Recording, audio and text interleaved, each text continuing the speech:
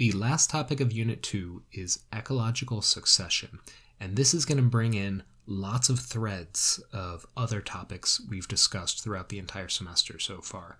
We're going to talk about soil formation, we're going to talk about ecosystems in terms of what determines what ecosystem is going to go in a given location, soil formation, all of those were Unit 1 different discussions, weathering and erosion, those kinds of things. We're going to talk about population growth. We're going to talk about opportunistic and equilibrial life histories, evolution, competition for resources. All of these are involved in ecological succession as well. Now, what is ecological succession in a nutshell? It is a process by which you can go from, say, having barren, lifeless rock, which is then altered ever so slightly by the weather and weathering, a little bit of soil formation. You're going to get little bits of plant life starting to grow up on it, mosses and lichens and things like that. And those will chemically alter and physically alter that environment a little bit, and then slowly you can get grasses starting to pop up.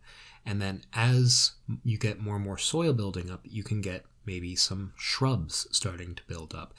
And the ecosystem can go from being, say, a grassland over to shrubland. And then eventually it can go from shrubland over to one kind of forest. And then from one kind of forest to a different type of forest in a series of steps.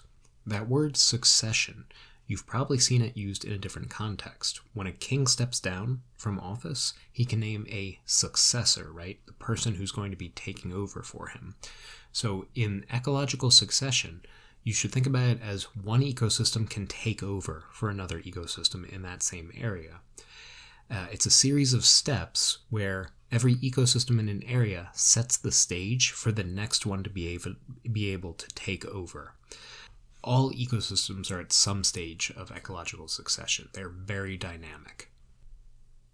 So we'll start off with primary succession, which starts with as little life as possible in a virtually lifeless area. So, for example, we just had uplifting of barren rock. So we have a mountain with just barren rock, or if we have a volcanic island, so we have lava that's sprouted up in the Pacific Islands, and it's just cooled, so we have just hard rock, no life available in that area whatsoever. It's just rock. Well, even if it's just rock, you still have some rainfall that's going to fall there. And rock still it's made out of chemicals. It still has some nutrients involved in it. So mosses and lichens can grow on bare rock. And they're going to be able to get a little bit of nutrition out of that. It's one of the things about lichens is that they're able to get nutrition out of just bare rock. And as they continue to grow, they're going to excrete some waste, and that waste is going to be a little bit acidic, and it's going to eat away at that rock, and it's going to start breaking it down a little bit. And as it rains, the rain is going to get into little cracks between rocks, and if it freezes, the rainwater is going to freeze it. Water expands when it freezes, and that's going to force open those cracks a little bit bigger. And when you have these freeze and thaw cycles, every time the cracks fill up with water, they get a little bit bigger when they freeze and thaw and freeze and thaw and freeze and thaw, and the cracks get bigger and bigger and bigger. And slowly, through the biological process of the mosses and lichens growing and sort of digesting the rocks a little bit, and water eroding away the surface of the rock and physically breaking it with the ice, you start getting smaller and smaller pieces of the rock. We talked about this in the soil formation section.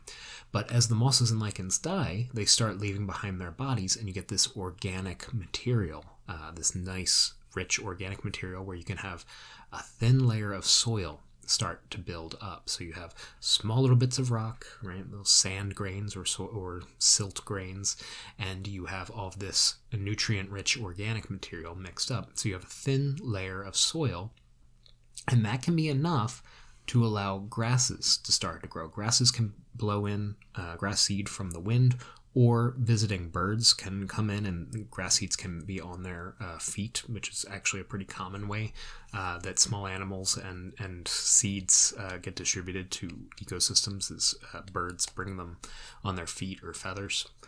grasses do not need very thick soil in order to be able to grow. Just a little thin layer is going to be enough for them. So you start getting grasses and annuals, and eventually, if you get enough soil, you can get biennials, plants that take 2 years to complete their life cycle. So you start to go from barren rock to this sort of mossy covered area, lichen and moss covered area, and that's one ecosystem. But slowly that paves the way. It changes the ecosystem in such a way that now grasses are actually able to get a foothold from themselves, and grasses are able to grow up taller than mosses and lichens are, so they're able to outcompete them for sunlight. So they become the best competitors in that new ecosystems. The mosses and lichens set the stage for now grasses to become the better competitor, so they start to replace those other organisms, and we have a new stage of the ecosystem. It's being converted over to a little bit more of a grassland now. So this is how ecological succession kind of works. Every ecosystem changes the location in such a way that it sets the stage for new organisms to be able to come in, and those new organisms might outcompete the old ones. Eventually, once the biennials and the grasses have set themselves up, you can get perennial species and herbs and shrubs starting to grow in that area. So taller plants, grasses that are going to be able to live for a longer period of time, and they will be able to carve out a chunk of the territory for themselves and push out some of these grasses that are short-lived and aren't able to compete for resources as strongly because they don't have as large body or the ability to put their roots down as deep as some of these shrubs do. Because now the soil is getting thicker and thicker as we've built up more and more organic matter. So these plants live for many years and have the ability to reproduce several times over their lifespan. So now we're moving from a grassland into more like a shrubland. So we have another step of succession. We've changed the ecosystem again. And on this next slide, you can see this process happening. We went from exposed rock to lichens and mosses to small herbs and shrubs to a heath mat. This is the shrubland. And then, if we get enough organic matter, and slowly the rock is still being broken down under the soil surface because water is trickling in, it's still freezing and breaking it up, and the organic matter is building up on top of that. So we're getting more and more soil building up, and as the soil gets deeper, we can start getting trees growing up really, really well. So you'll get things like jack pine and spruce and aspen, trees that grow up relatively quickly and do well with high exposure to sunlight. But there are trees that grow slower than these. They take a longer time to be able to establish themselves, but they're more shade tolerant. But over the course of their lifetime, they will grow taller. So even though these spruce trees, these aspen trees, are able to grow up and outcompete these shrubs, right? Because they grow up real fast and they gather all the sunlight for themselves. So these shrubs aren't able to get all that sunlight, so the trees start replacing the shrubs.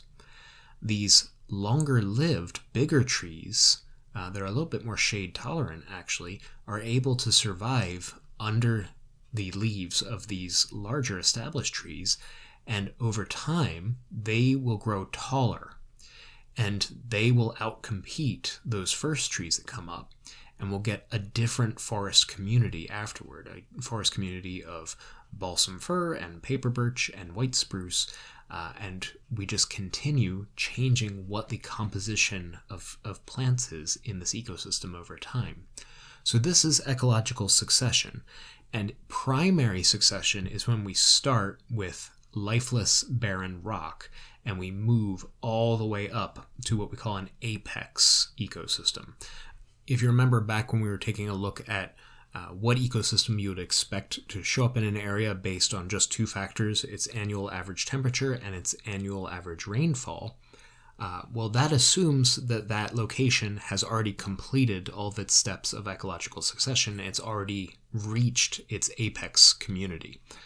So the apex community in one location might be a tropical rainforest, in another location it might be a temperate deciduous forest, in another location it might be a coniferous forest, in another location it might be tundra, which would also kind of mean it never got past the first few steps because the shrubs and smaller plants were the only good competitors in that ecosystem. Now, except in areas like volcanic islands and glacier fields, where some glacier has retreated and left behind boulders, just a whole bunch of rocky boulders behind it, you generally don't get primary succession in a lot of locations. What you get is what we call secondary succession, and that happens after there's been some big disturbance in an area. Let's say a construction project comes through and it clear cuts a whole bunch of the forest. That's a big disturbance. A forest fire is another disturbance, or a storm event, or a flood. These would all be big disturbances. And it effectively resets the clock on succession. It takes us back to an earlier stage. If you have a big forest fire come through and it clears out all the trees, well, we're no longer in that apex community anymore, are we? We've just gotten rid of all of the trees that define the ecosystem.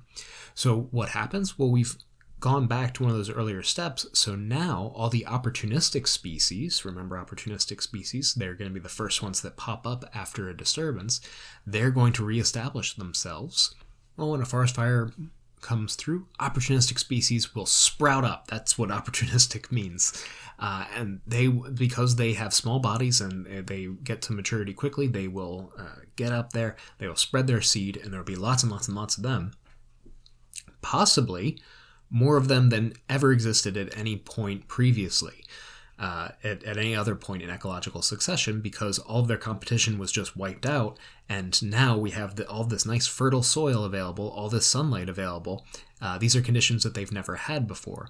So now we have a group of annuals, biennials, perennials, that maybe this is a different community of organisms, a different community of plants than has ever existed in this location before.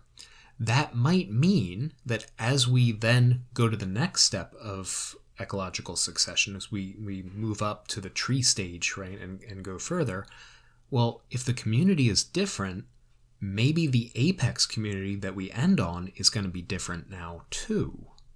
So it can be a little bit like rolling the dice. We reset the clock with this disturbance, we have all these weeds grow up, and then we get back to the perennial weeds and grasses stage.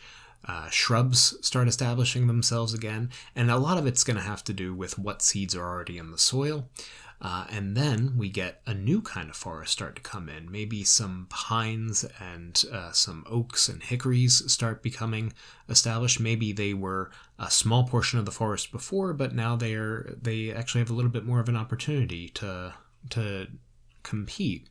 And the forest afterward becomes a mature oak and hickory forest. So it is possible that after a massive disturbance comes through, an ecosystem can change its composition due to secondary succession. However, if you have an ecosystem that has, for example, lots and lots of oak trees in it, that means there's going to be lots and lots of acorns all over that forest floor.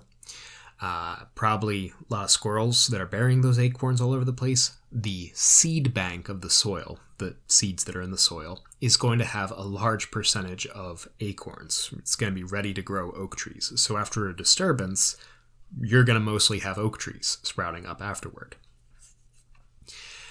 Therefore, it is very likely that after the disturbance, the ecological community that comes back will be pretty similar to the one that you had established in the first place. It's possible for it to change, but it will likely remain unaltered unless there was some other factor that was causing one population to disappear already and another one, let's say an invasive species, to become more established.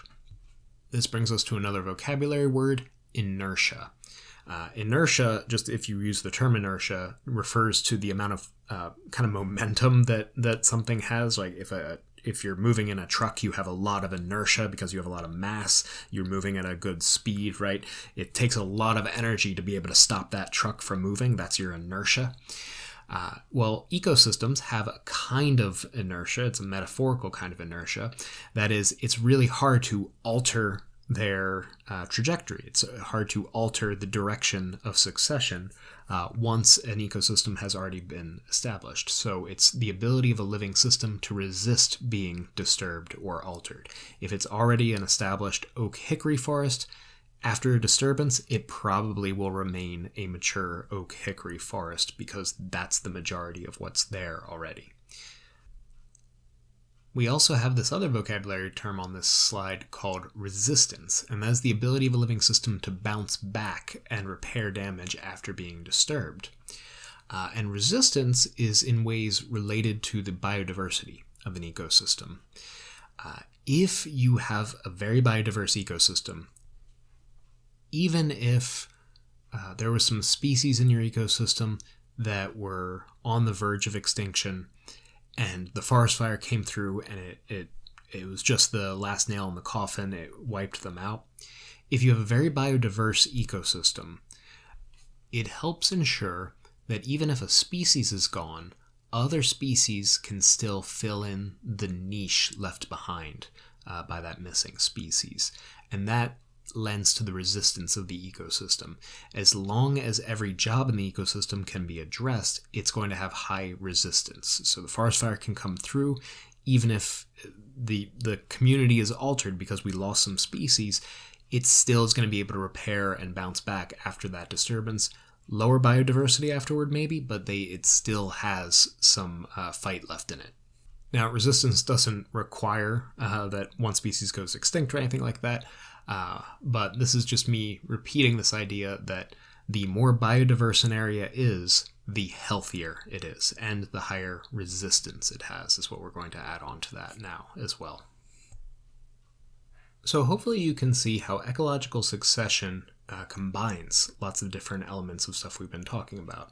One, obviously, like soil formation and the abiotic resources of the environment, and how these different spheres, atmosphere and hydrosphere and lithosphere and biosphere, are all affecting each other, right? Each one contributing to what the ultimate ecosystem is going to end up being. Talking about what the determiners of an ecosystem are going to be, but also the competition between different types of plants, where the physical conditions of the location are changing over time. So at one stage, this is going to be the best competitor. At the next stage, this is going to be the best competitor. At this stage, this is going to be the best competitor. So you can see that from an evolutionary standpoint, what traits make you the most fit at every time point is actually changing. And that's why you're getting different compositions of trees at each of these time points, or different compositions of plants. And you can even see the advantage of opportunistic species in some cases, and the equilibrial species, the longer-lived ones in other cases, all in this one kind of concept. So that's ecological succession. Primary succession is the series of steps that takes us from barren rock all the way up to the climax community of the forest. Secondary succession resets the clock with some sort of natural disaster, and then it usually starts with opportunistic species springing up at the grass and annual stage, and then getting back up to the climax community, which may or may not be the same community that you started with. Now, of course, this is humans and the environment. So how do humans affect ecological succession? We convert natural habitat to human uses for housing, agriculture, and infrastructure.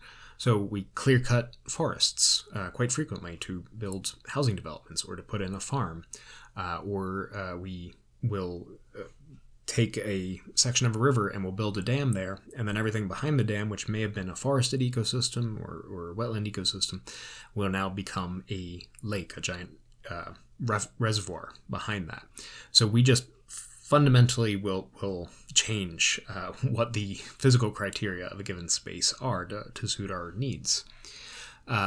We actually affect ecological succession by preventing natural wildfires in some cases. Back in the 1970s, the U.S. Forest Department had this policy of active forest fire suppression all forest fires bad. Never let a forest fire burn. Every single time you see a forest fire, put it out. Just no forest fires, not ever. And it's very common sense, right? Like, forest fires are going to burn down our natural areas. We are the Forest Service. We love natural areas. Every American loves natural areas, so we want to preserve them. So no forest fires. But the problem is that forest fires are a natural part of ecosystems. They happen from time to time. And the plants and ecosystems have evolved over time with forest fires periodically coming through. One thing that forest fires do is they clear out ground cover plants, all the weedy species and grasses and shrubs down at the bottom. Periodically, forest fires come through and they clear all that out, and that allows animals to be able to kind of run with clear paths in between trees, birds to have clear flight paths to move around. It makes the whole thing a lot easier to navigate, and that also means that there's more opportunities for smaller plants to be able to complete their life cycles as well, because they're not constantly shaded out by dead shrubs and things like that are constantly in the way. So without forest fires clearing that out, all these plants were growing and growing and growing and dying, and you're getting essentially kindling in all of these forests. Like, it was getting really, really dense with dry vegetation. So when forest fires did occur, they occurred big, and they spread fast. They were bad. So what do? Do you just let forest fires burn and not do anything? You can't do that, because people own property adjacent to natural areas, to forests, and you can't just let people's houses catch on fire, and that some areas are very important. We need to make sure that we do preserve these natural habitats, so we need to do something. So what we end up doing now for forest fire management is we'll do controlled burns, where we cordon off a section of forest, and sometimes we'll cut the trees in a perimeter around that area, creating what's called a fire break, where the fire can't spread from where we want to burn to where we don't want it to burn. And then we burn just that section of forest, and then we leave it alone, and sometime later we'll burn another section of forest and another, to make sure that we are simulating that natural forest fire effect, but where we can be much safer about it and still put the fire out when we need to, and it's not going to spread out of control because we've established the fire breaks, this kind of thing. So we have a lot more sophisticated idea about how to manage forest fires nowadays than we used to. That said, in some areas, they don't have the funding to do active forest fire management, so the kindling still kind of builds up, and then forest fires get started, and they burn very, very large, and they spread very wild, and the habitats get somewhat decimated. So there are ways in which preventing natural wildfires actually worked against us. The California wildfires come to mind. Those are wildfires within the confines of the state of California. They spread across state lines, but those are forests that are managed by federal lands. So those are the federal government's management priorities. That's where the funding is meant to come from. Another thing that humans do is we introduce invasive species into a lot of natural areas. And by adding species into the mix, that very much changes the composition of the ecological community, such that the apex community that develops is going to be different from what it naturally would have been. I read a very disturbing figure in grad school that said that approximately 50% of plant species in Pennsylvania are non-native species. That is, to give you an idea of how many invasive species we have introduced over time. Any given species that you see has a pretty good chance of being a non-native nowadays. This slide repeats some ideas that I already mentioned. So fires can aid a plant community by returning it to an earlier successional stage. Without fire, grasses would eventually be shaded out by larger shrubs. In forests, burning infected, dead, or dying trees that harbor unwanted pests or diseases is going to ultimately contribute to the health of that ecosystem. And to close out the discussion, I'm just going to talk about a few invasive species. This one you can find in Pennsylvania and lots of other places as well. It's referred to as tree of heaven. It's a Chinese transplant, and this is a tree. It grows in all of our ecosystems in Pennsylvania. It's a weedy tree. It establishes itself in places such that other trees are not able to establish their roots, so it outcompetes native trees. And it can grow in the most implausible locations that you can think of. If you've ever been walking around in, say, Philadelphia or something, and you look down into like a street vent and you see a tree growing like down below the grate, right, on what appears to just be concrete, and there's like a whole tree down there, that's probably tree of heaven down there. They can grow on the sides of buildings, they can grow just in the middle of the city, and they grow in our forests as well. And they reproduce very rapidly so that they dominate any ecosystem that they come into. They do not serve as food or nesting locations for any kind of animal that lives in our ecosystems. Their wood is functionally useless for any kind of building material. Is just a deeply annoying tree, and they are actually very difficult to get rid of as well. Next slide, we have another one called Kudzu, or also known as the plant that ate the South. This is a creeping vine kind of plant that in the right conditions can put on a good foot of length per day. There are stories about people walking away from their car for a few days and then coming back and it was draped in this green blanket of kudzu. If you look closely, you can see that these trees are not, these leaves are not coming from the trees. It's just that this vine has grown up over top of these trees. And then you can imagine what this plant is doing to the ecosystem. This vine is like a blanket over top of the entire ecosystem. So imagine how difficult it is to do photosynthesis if you have this entire area covered in one big green invasive tarp like this. So this is a really nasty plant, and it grows so fast that as soon as you start clearing it off of one area, it's already put on 3 times the amount of material in another location. So it's very difficult to get rid of this stuff as well. So those are just 2 invasive species. There are hundreds of invasive species in Pennsylvania, and any location that you go to also has a giant list of invasive species that are in that area.